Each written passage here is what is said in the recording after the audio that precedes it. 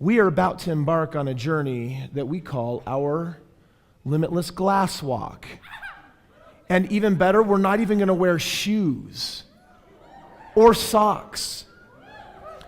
And what I want to do here is we are going to kick off the evening right now with an evening of breakthrough, an evening of what? Breakthrough. And then after that, we get to end in one of our favorite special ways, one of our traditions here with our Limitless Circle. So we're going to have some fun. Let me share with you what I'm looking for right now. I need the conversations in the back to stop. Everyone talking in the back, move to the front or leave. Focus right now. Oh, that's good. I like that.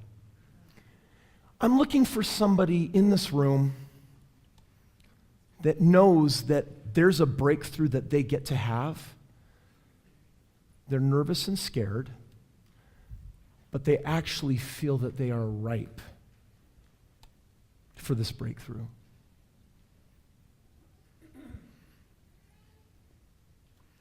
Is that Ray? Is that your hand up? Come on up here.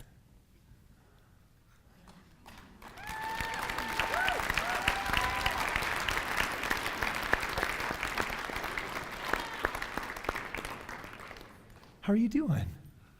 How are you doing? Well, White microphone, please. this conference has been absolutely phenomenal. I've had 15 years of poor health, and I'm tired of it and ready to give it up. Yes! Oh! I absolutely loved your teaching of the law of faith and the law of intuition this morning, and it resonated with me immensely. I have to develop the belief structure first before I can promote the faith that's necessary to drive the action, but I'm committed to it. Are you an oracle? I am an oracle. There's nothing else you need to create other than what we're about to in the next 10 minutes for you to have your miracle set in motion. Beautiful. Are you okay with that? I'm absolutely phenomenal with that. Okay, good, wonderful. So tell us about some of your health concerns. What's been happening? I was diagnosed with gastroparesis. That means delayed gastric emptying. That means it saps all your energy because you don't digest your food appropriately. After about 5 years of that, it turned into chronic fatigue, which turned into a host of other dominoes that have affected me. I've been to 20 different physicians, spent 2 weeks at Mayo Clinic, and I finally decided that medicine didn't have the answer. I've been turning inward and seeking answers, and I'm now ready to find solutions. Come on up here.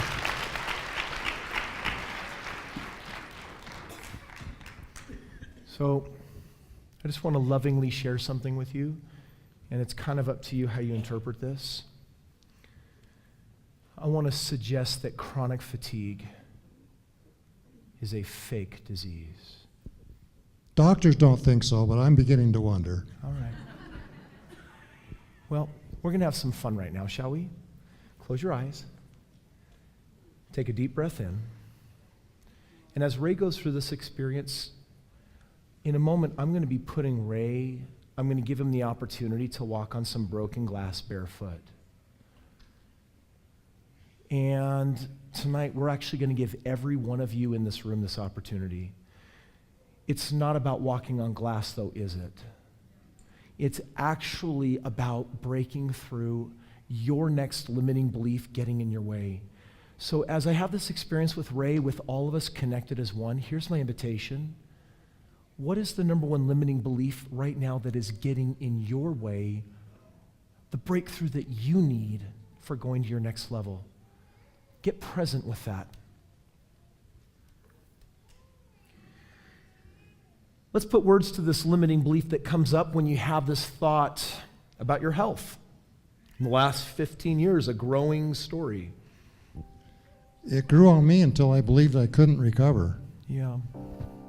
I'm not capable of recovering. Okay. When you have the thought, I'm not capable of recovering, I want to go back. First memory that comes to mind for you when you have the thought, I can't recover from this. my mother, who suffered a similar ailment. Yeah. So you had a little bit, an element of proof in your life. Your mother had a similar ailment, and I want you to go back to a specific memory with your mom when you saw her give into it. Well, that's the thing. She didn't give into it. She was a member of that generation that plowed through no matter what. And what happened? She lived her life the way it was intended despite the ailment. Yeah. And yet, as you think about that memory with your mom, why are you different? What did you walk away believing? I don't know what I walked away believing. I know I feel a lot of guilt because I can't do the same. Is guilt a powerful emotion? Can it debilitate? For how long? Forever. Right? So I want to invite you right now, Ray, to just to hone in on this guilt. What is the belief behind the guilt that says, I can't do what my mom did?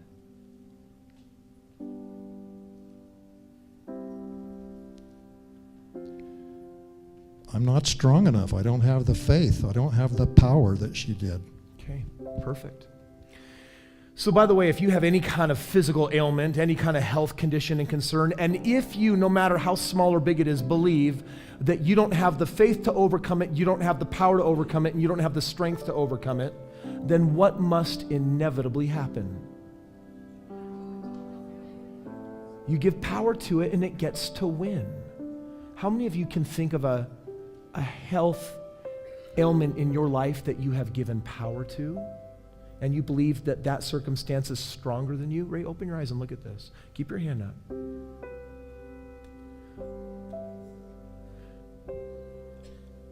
Do you mind if I share a couple things from my life?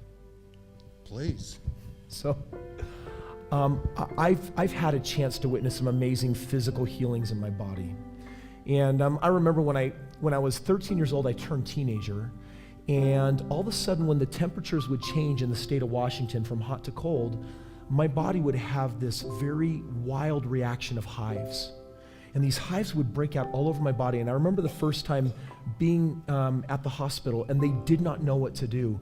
And if anyone here has ever had really nasty hives, raised bumps all over your body, and they just itch like crazy, if you've ever had that, like it's just almost maddening, and you got to find some way to not itch just long enough to see if they'll go away.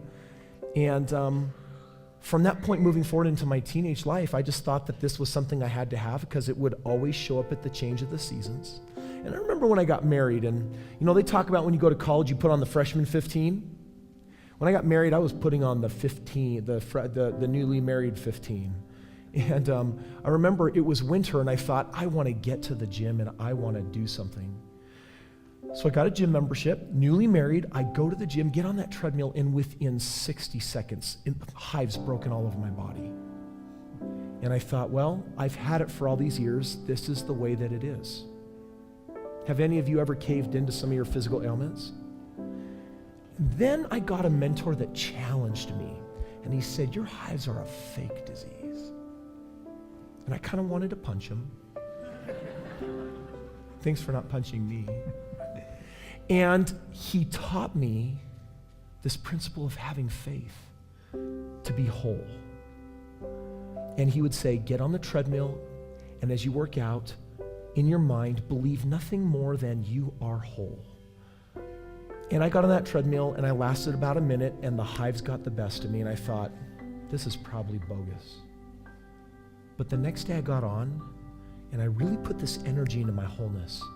And I went an entire minute before the hives showed up. And then they did, and I got off the machine after 2 minutes. And the next day I thought, you know what? I bet I can get another minute. I got 2 minutes because who decided that? And then the hives came back, and 5 minutes and 10 minutes. And before you know it, I could run 30 minutes. And a time came when I just thought, maybe hives don't serve me anymore. And I've never had them again. I could share so many.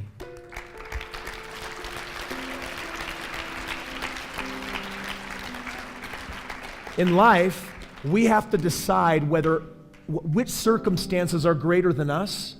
And here's one I would invite all of us to try on, which is you are greater than any circumstance. There's not one circumstance on the planet that is greater than you. You have dominion and power over all circumstance through the power of choice. So, not enough strength. It changed my whole personality. Yeah. The doctor went through my life and took everything out except what was most important, and the doctor had me define that, and I said that's providing for my family. So I've been limping through work, coming home, collapsing, limping through work again, and I was a type A personality that was involved in everything, and it's just stripped who I was. And I feel self-defeat. Would you like to get it back? I long for nothing else. Ray, I believe, I have faith that you can absolutely get your life back. And I'm going to share with you where that faith is going to start. If you safe harbor not strong enough, not powerful enough, and as a result I feel guilty because I couldn't even do what my mom did, because it was her generation's thing, if you safe harbor that, your body will remain debilitated because it has permission to. The only way you can step through it begins with this space that says the only thing I see is my wholeness. The only thing I validate, the only thing I perceive is that I am strong, that I am healthy, and that I am whole. Those are the words that I would encourage you to try on. So here's what I'd like to do. Close your eyes. First memory that comes up for you, specific memory when you have the thought, I don't have the strength, I don't have the power. Failure. First memory that comes up, how old are you?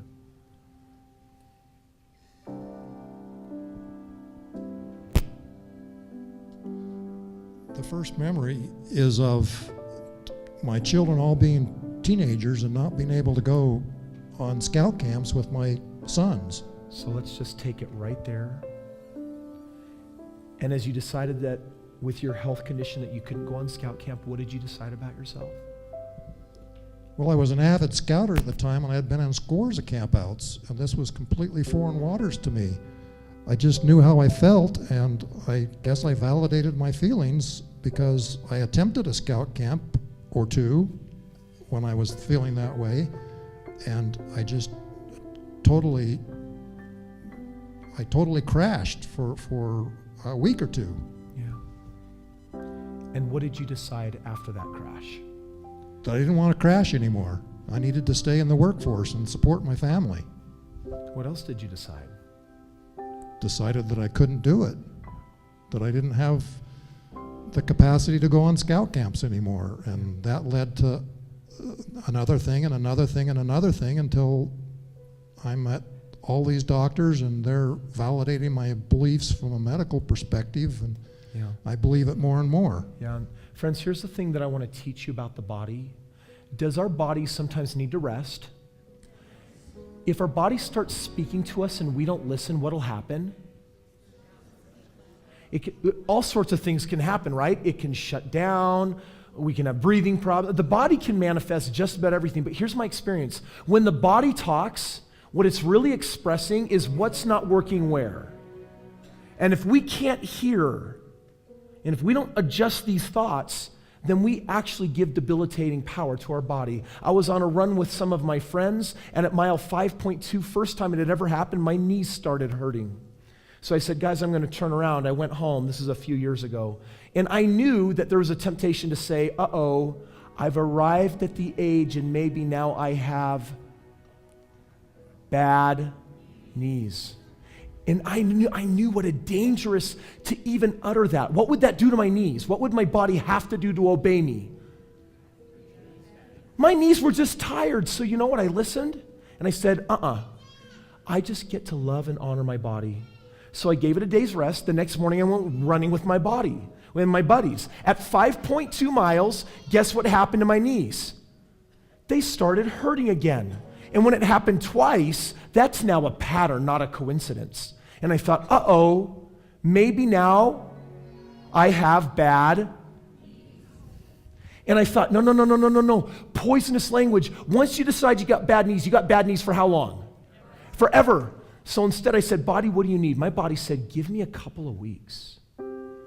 Took a couple of weeks off, went running back with my buddies. My knees have never hurt again.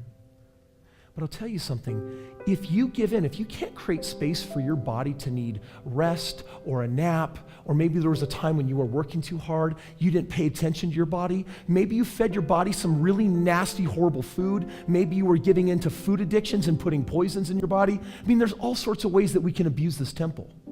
And if we don't listen and allow it to recover, then some of the temporary conditions can become what?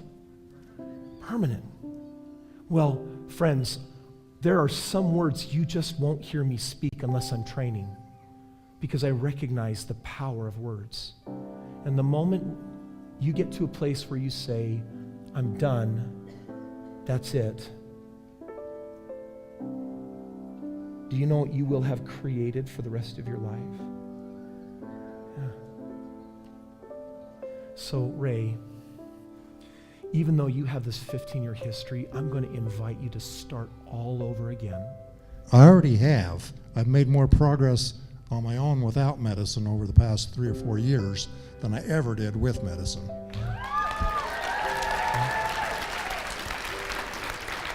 So I guess I have more faith and more belief than I did then. Yes, you do. And you've made this progress. How would you like to go the rest of the way?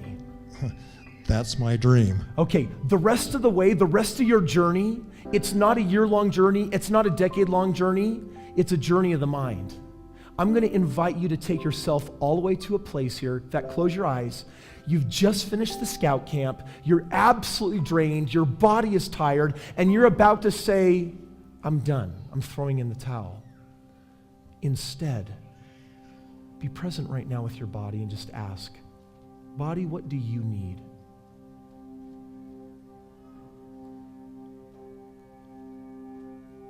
Rather than being judged. I think my life was too booked. It was too stressed, and it needed a cleansing. It needed a period of time where it reset. Yeah, and guess what chronic fatigue is? It's the body saying, please stop overworking me. The only people that get chronic fatigue are your type A personalities that know how to work, sometimes maybe a little too hard, and maybe, is it true that at any point you maybe ever disrespected or dishonored your body by, instead of giving it its needs, by pushing too hard? Oh, absolutely. I began work at like 7 years old. I've been working since. Yeah. So it's time for a new story. Rather than believing that your body has to permanently have this problem of chronic fatigue, it's time for something new. Your body's saying, give me a rest. And I want to invite you to try on some new beliefs. If you could show up today with the progress you've made in the last 3 or 4 years and go back in time and give yourself some advice, what advice would you give yourself? If I had only had the wisdom, I would have done what I'm doing now then, and I wouldn't have had the 15 years of poor health. I would have reset and pushed forward and wouldn't have had the health problems. Yeah, and I want to invite you to try on some words. This is my magic prescription for your body, okay? I love my body. I love my body. I am whole. I am whole. I am healthy. I am healthy. I am strong. I am strong. I am powerful. I am powerful. I listen to my body. I listen to my body. I honor my body. I honor my body. My spirit has dominion over my body. My spirit does have dominion over my body. I speak. I speak. And my body listens. And my body obeys. And I also listen to my body. And I also listen to my body. And go ahead and open your eyes. I am strong. I am strong. I am powerful. I am powerful. I am healthy. I am healthy. Let them hear it. I am healthy.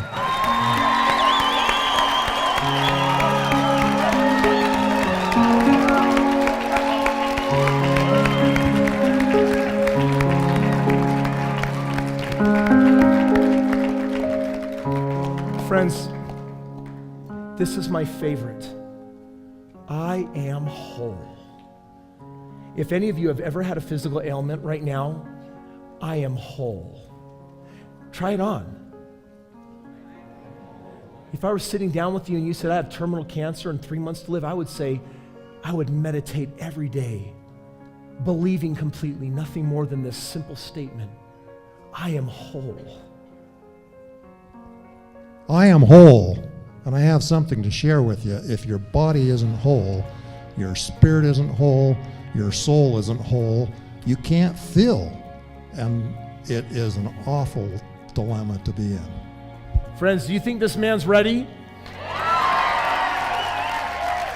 We're gonna take Ray's commitment to the glass. Come on the long walk.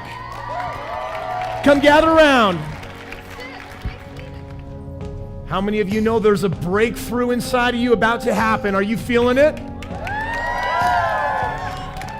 We will be giving you some instruction on what to do. Ray's ready to claim the rest of his health. It happens present tense. It happens here in the moment. I'm going to invite you to step up here, and I'm going to give you some instruction. Walking on glass is not like walking on fire.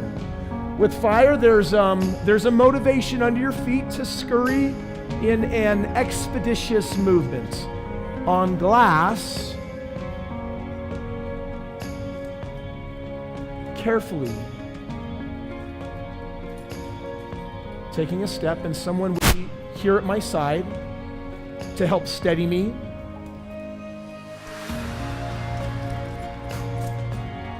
And then to finish walking across the glass. So you're gonna walk carefully, and as you approach the glass, we've got our staff here, they're gonna help you. You see the 3 pieces of tape? We've got 3 lines. I'm gonna ask you to step up to the first line right here, and go ahead and, where's the microphone? Ray, go ahead and state your name. Ray Walker. What's your new belief? I am healthy. I am whole. I am powerful. My spirit has dominion over my body. Give it up for him.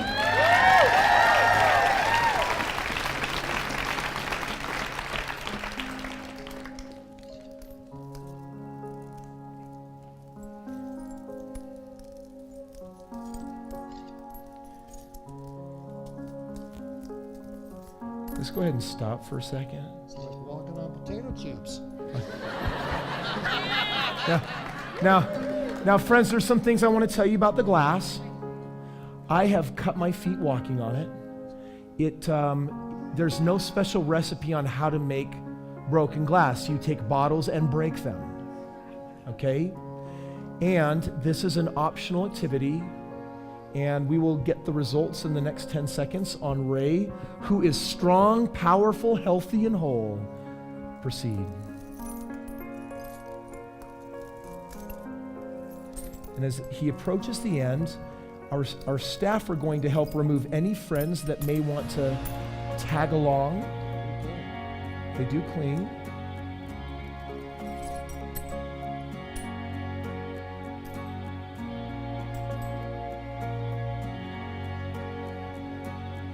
And let me ask you, how do you feel? I feel powerful. Friends, give it up for him.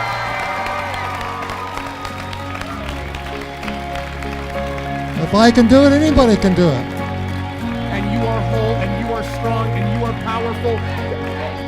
Pray, pray, pray, pray, pray, pray, pray, pray, pray, pray, pray, pray.